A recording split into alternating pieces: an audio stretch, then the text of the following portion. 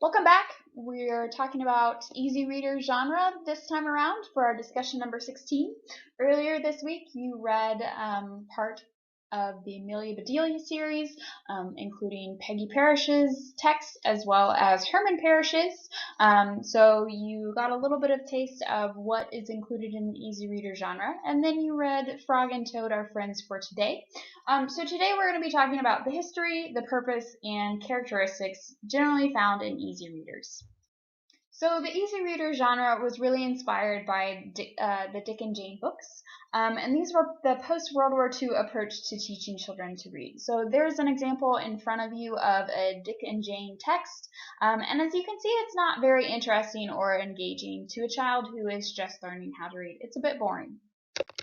So this really began with Theodore Geisel's challenge by his publisher to use the Dolch List to create a book for first graders that they just could not put down.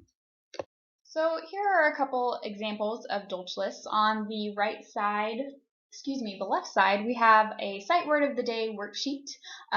Sometimes Dolch lists are called sight words as well. And then on the right-hand side, we have just a general Dolch list that a teacher might use as an assessment in class to see how many a student could recognize, or something that they would send home to parents to go through with the child, as well as like a homework type of an assignment.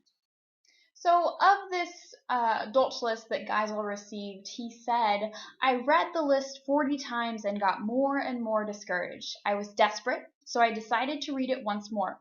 The first two words that rhymed would be the title of my book, and I'd go from there. I found cat, and then I found hat." So as you may have guessed, Theodore Geisel is also known as Dr. Seuss, and the text that he is talking about is The Cat in the Hat. So 233 words from this list, or from the text, were from the Dolch list that he received from his publisher. 13 of those are not from the list. And only 15 words from the text have more than one syllable, including another, something, and playthings. So that same year, in 1957, when The Cat in the Hat was published, there was also another easy reader that came out, which you may recognize, Little Bear, by Manerick. And Manerick's approach to easy readers is a little bit different than Dr. Seuss's. So she did not use the Dolch list, and she immigrated from Denmark at the age of 4, and then she became a first grade teacher as an adult. So she was inspired to write Little Bear by her personal experiences watching children lose their literacy skills over the summer. So she wanted to create a text that would be engaging, but would be at a child's level enough that they could read it over the summer or have their parents help to read a text over the summer and not lose those literacy skills while they were out of school. So as you may have gathered from this video, the real purpose of the easy reader genre is to teach young children to read independently. They need to acquire vocabulary, sentence structure, fundamental conventions of reading, and confidence from their interactions with their genre.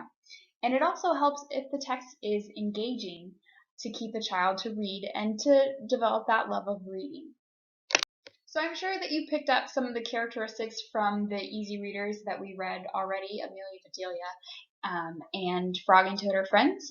But in general, easy readers have limited lines on the page, limited words per line, simple accessible vocabulary, frequent repetition, pictures intended to provide context, and bright, happy situations. And usually they're either short stories within a volume, as in Frog and Toad.